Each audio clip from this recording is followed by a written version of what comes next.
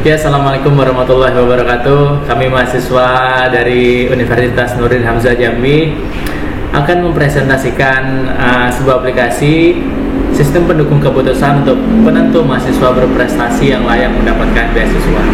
Jadi kami membuat sebuah aplikasi menggunakan Visual Basic di Visual Studio 2010, di mana aplikasi ini nantinya bakal menentukan mahasiswa berprestasi yang bagaimana nantinya yang layak menerima beasiswa. Nah, gimana aplikasinya berjalan? Langsung aja kita mulai. Jadi yang pertama, buka dulu. Ini kebetulan udah saya buka ya. Ini kita tinggal runningnya aja. Kita tes jalan. Jadi untuk yang pertama di sini kita harus login dulu. Login dulu sebagai adminnya ya. Dikarenakan kita sebagai admin, passwordnya kita masukkan. Nah, jadi ini untuk tampilan yang di dalamnya. Jadi ini di sini metode smart ini kita akan menjalankan gimana sih nentuin mahasiswa dengan nilai berapa dan kriterianya apa yang nantinya layak mendapatkan beasiswa. Di sini ada menu-menunya, data admin. Di sini nanti bisa kalian masukin user yang mau login ke sini. Selanjutnya di sini ada data mahasiswa. Data mahasiswa ini di sini maksudnya data alternatifnya ya. Di sini nanti kita bisa edit, bisa ditambah ataupun bisa dihapus. Lanjut lagi di sini ada data kriterianya. Jadi kriteria untuk mendapatkan beasiswa itu ada nilai IP-nya, penghasilan orang tua, status keuangan, dan tanggungan orang tuanya. Nanti ini bisa diedit juga. Dan di sini adalah proses perhitungannya nanti. Oke, ini jadi saya contohin satu ya proses perhitungannya ya. Misalkan sini kita ambil satu Prayoga Bang Estu ya. Kita cek dulu IP dia, misalnya kita kasih 2. Nilai utility-nya akan langsung muncul 40. Penghasilan orang tuanya misalnya kita kasih 1 juta. Nilai utility-nya langsung keluar 100. Status keuangannya itu dia tidak mampu. Tanggungan orang tuanya, anaknya ada 5, soalnya banyak. Langsung kita proses. Kita tambah dulu, tapi kita tambah. Sudah itu kita proses. Nanti hasilnya bakal muncul bahwa dia itu layak mendapatkan beasiswa dikarenakan nilainya itu masuk ke dalam kriterianya. Misalkan kita contohkan lagi yang tidak layak ya, tidak layak mendapatkan beasiswa. Misalnya di sini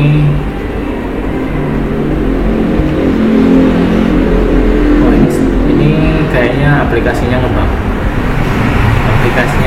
Ya.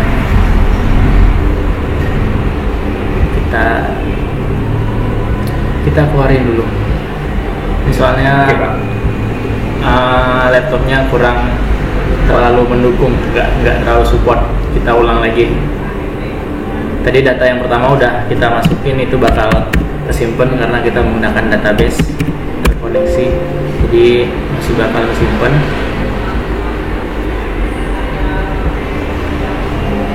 Kita cek untuk yang nggak layak, nggak layak.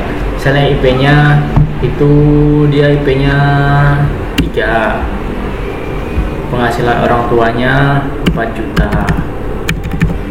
Status keuangannya itu mampu, tanggungan orang tuanya hanya 1. Kita tambah, kita proses. Nah, dia tidak layak mendapatkan beasiswa karena secara logika pun penghasilan orang tuanya besar. Dia sistem status keuangannya mampu, tanggungannya pun hanya sedikit. Jadi dia tidak layak menerima beasiswa. Gitu ya. Di sistemnya seperti itu secara garis besar. Sini ada untuk menu keluarnya. Oke, jadi apa aja sih yang ada di dalam aplikasi ini nanti satu-satu bakal dijelasin sama yang lain. Oke, dari database terlebih dahulu akan dijelaskan oleh Saudara Gali.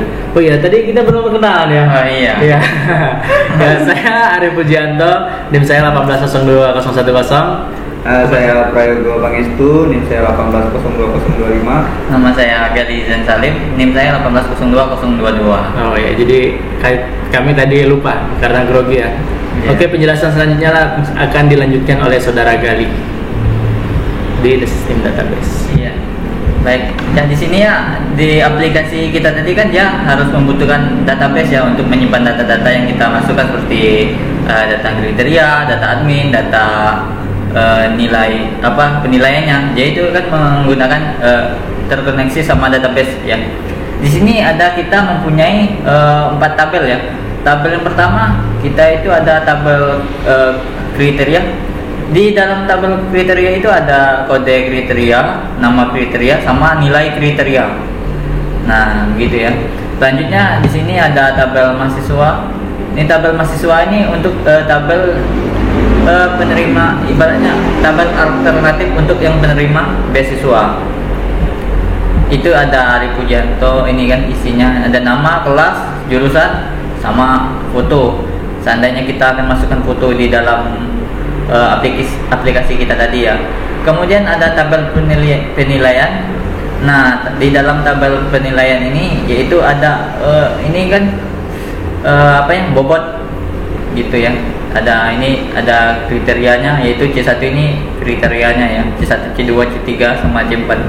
Kemudian jumlah ini yaitu di atas lebih besar dari 70, yaitu layak. Di atas lebih besar dari 75 kalau dia layak. Kalau di bawah itu dia tidak layak. Kemudian ada tabel user. Nah, tabel user ini itu kegunaannya dia kan pas login aplikasi kita tadi dia menggunakan seperti from login ya. Yaitu harus menggunakan ini ya, terkoneksi sama ini. Selanjutnya yaitu dijelaskan oleh Yogo ya untuk codingan di Visual Basic-nya. Ya, baik, seperti itu. Baiklah, di sini saya akan menjelaskan untuk coding dari VB ini sendiri, di mana kita menggunakan metode SMART. Untuk kriterianya sendiri, di sini kami ada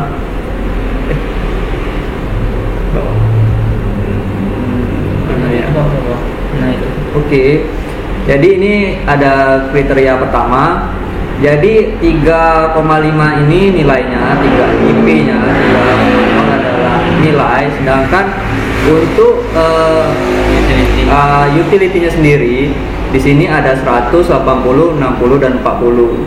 Jadi nilai ini kita bentukkan dalam utility. Sedangkan untuk K2 seperti itu juga ada nilainya dan utility-nya sendiri.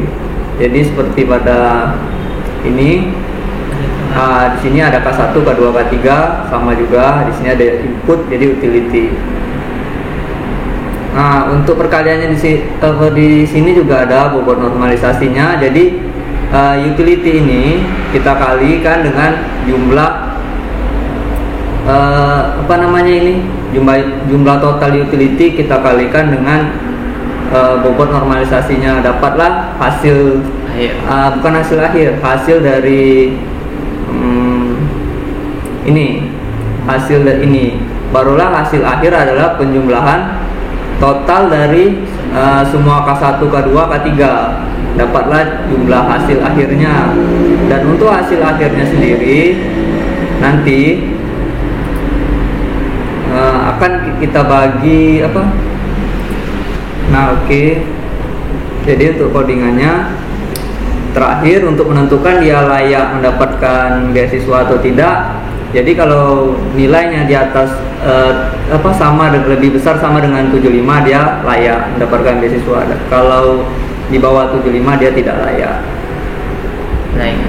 Hasil dari akhirnya. Jadi kita kembali ke program tadi. Maksud Arif tadi untuk codingnya. Kali ini saya akan melanjutkan penjelasan yang disampaikan Arif tadi. Saya ingin menambahkan sedikit. Jadi untuk metode SMART dalam VB ini tadi Arif hanya menjelaskan hanya satu yang bisa tampil ya, bahwa di aplikasi ini sendiri ternyata bukan cuma satu, bahwa kita bisa lebih dari satu untuk mencari sistem dukung keputusan ini sendiri. Di sini saya ada 3 data karena di sini yang kita inputkan pada awal tadi hanya 3. Kita bisa tambah menjadi 5, 6 atau 10 pun kita bisa. Jadi yang layak di sini adalah menurut C1, C2, C3, C4 ini yang layak adalah Prayogo. Jadi sesuai dengan yang saya jelaskan tadi, di mana C1, C2, C3-nya ini untuk utility-nya ini jumlah dari normalisasi dikali dengan utility-nya. dapatlah jumlah ini. Terus jumlah ini kita tambahkan ini C1, C2, C3, C4 ini tambah, dapatlah hasil akhir 76. Karena 76 lebih besar dari 75 maka dia layak. Demikianlah penjelasan saya mengenai struktur coding dan isi dari VB ini sendiri. Selanjutnya akan saya kembalikan kepada Arif Pujianto. Oke, jadi teman-teman itu yang sedikit banyak yang bisa kami jelasin tentang aplikasi yang udah kami buat. Ya semoga bisa membantu teman-teman mengerti tentang metode SMART, itu jalannya gimana, caranya gimana. Ya mudah-mudahan semoga bermanfaat. Ya kami berharap semuanya bisa mengerti dengan penjelasan yang kami jelaskan tadi. Nah mungkin itu aja dari kami. Ya. Mungkin ada tambahan dari yang lain? Dari saya mungkin program ini masih kurang sempurna, perlu disempurnakan lagi untuk kedepannya agar lebih baik. Terus jika ada salah kata atau kekurangan, kurang lebihnya saya mohon maaf. Gali? Nggak ada Ya. Tetap patuhi protokol kesehatan dan jaga 3M ya, pakai masker, ya kan? Oke, bagus. Tetap semangat kuliah, jangan pernah nyerah. Ada sesuatu yang harus kamu banggain di rumah. Wow. Oke, terima kasih. Itu aja dari kami. Assalamualaikum warahmatullahi wabarakatuh.